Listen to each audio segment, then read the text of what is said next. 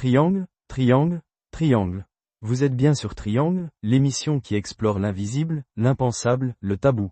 Bienvenue depuis nos studios parisiens, où aujourd'hui encore, nous allons plonger dans un symbole puissant et souvent méconnu, la signification mystique du chapelet. Depuis mon enfance, je vois des gens prier avec un chapelet, mais j'ai aussi entendu dire que certains l'utilisent dans des pratiques mystiques. Est-ce vrai? Y a-t-il une force cachée derrière le chapelet? Peut-on l'utiliser pour se protéger? Merci grâce pour ta question. Si vous aussi, vous avez un thème qui vous intrigue, écrivez-nous sur WhatsApp au seul numéro, plus 44 79 51 658 211. Ah, le chapelet. Beaucoup le voient comme un simple objet de prière, mais ce qu'ils ignorent, c'est qu'il est aussi astérisque un outil énergétique et vibratoire puissant. Astérisque depuis des siècles, les moines, les mystiques et même certains occultistes ont compris que le chapelet n'était pas qu'un accessoire religieux. C'est un amplificateur d'énergie spirituelle, un objet chargé qui peut servir à bien plus qu'à réciter des prières. Mais d'où vient réellement le chapelet? Son origine est plus ancienne que le christianisme. On retrouve des objets similaires dans plusieurs traditions spirituelles à travers le monde. Dans l'hindouisme et le bouddhisme, on utilise le mala, un collier de perles, pour réciter des mantras et amplifier l'énergie intérieure. Dans l'islam, on a le tasbih, utilisé pour réciter les noms divins et se connecter à une vibration spirituelle élevée. Même dans certaines traditions africaines, il existe des colliers de perles mystiques utilisés pour canaliser des énergies ou invoquer des esprits. Le chapelet chrétien s'inscrit donc dans cette continuité. Il est composé de perles et de nœuds, formant une structure énergétique particulière qui capte et amplifie les vibrations des prières.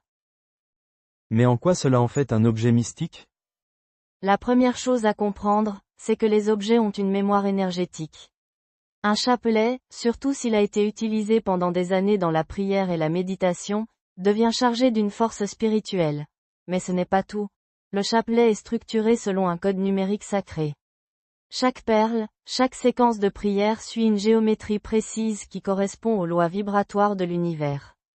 Ce n'est pas un hasard si les chapelets traditionnels ont 59 perles, ou que les malas bouddhistes en ont 108. Les chiffres ont un pouvoir, et le chapelet est conçu pour être un canal de transformation spirituelle. Peut-on utiliser le chapelet pour autre chose que la prière? Oui, et c'est là que ça devient intéressant. Certains mystiques et occultistes utilisent le chapelet astérisque comme un outil énergétique. Astérisque, voici quelques pratiques moins connues. Le chapelet de protection, porter un chapelet béni ou chargé permet de créer un champ énergétique qui repousse les influences négatives.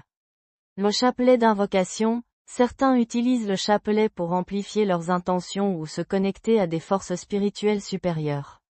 Le chapelet de rupture d'envoûtement, en récitant certaines prières avec une intention précise, on peut dissoudre des énergies négatives ou couper des liens occultes. Le chapelet de concentration, en le manipulant, on entre dans un état méditatif profond qui favorise la clairvoyance et l'intuition. Est-ce que le chapelet peut réellement protéger contre les attaques occultes? Absolument. Un chapelet bien utilisé est une véritable armure spirituelle. Il agit sur plusieurs niveaux. Sur le plan vibratoire, il élève la fréquence énergétique de la personne qui le porte, rendant plus difficile toute attaque spirituelle. Sur le plan symbolique, il agit comme un rempart psychique. Un sorcier ou une entité négative hésitera toujours à s'attaquer à quelqu'un qui porte un chapelet chargé. Sur le plan mystique, il sert de canal de connexion avec des forces supérieures, comme les anges, les saints ou d'autres entités protectrices. Faut-il un chapelet particulier pour ces pratiques? Non, mais plus un chapelet est utilisé, plus il est puissant. Un chapelet hérité d'un ancien prieur, un chapelet qui a servi à de nombreuses prières, est chargé d'une énergie forte. Mais on peut aussi charger un chapelet neuf en le purifiant avec de l'encens, en le trempant dans de l'eau bénite ou en récitant des prières spécifiques dessus. Y a-t-il des interdits avec un chapelet? Oui, et ils sont à respecter. Ne jamais utiliser un chapelet à des fins négatives, car il retournera toujours son énergie contre vous. Ne jamais le laisser traîner n'importe où, car il absorbe les énergies du lieu où il se trouve. Ne jamais le prêter à quelqu'un sans le purifier après, car il capte les vibrations de celui qui l'a tenu. Ne jamais l'utiliser sans respect, car c'est un objet sacré, et sa puissance dépend du lien qu'on entretient avec lui. Peut-on créer un chapelet mystique personnalisé? Oui, et c'est une pratique puissante. Certains mystiques fabriquent leur propre chapelet avec des matériaux spécifiques, bois sacrés, pierres énergétiques, graines chargées. On peut aussi associer un chapelet à un objectif précis. Par exemple, un chapelet dédié à la protection, où chaque perle est chargée avec une prière de défense. Un chapelet dédié à l'abondance, où l'on récite des affirmations de prospérité en le tenant.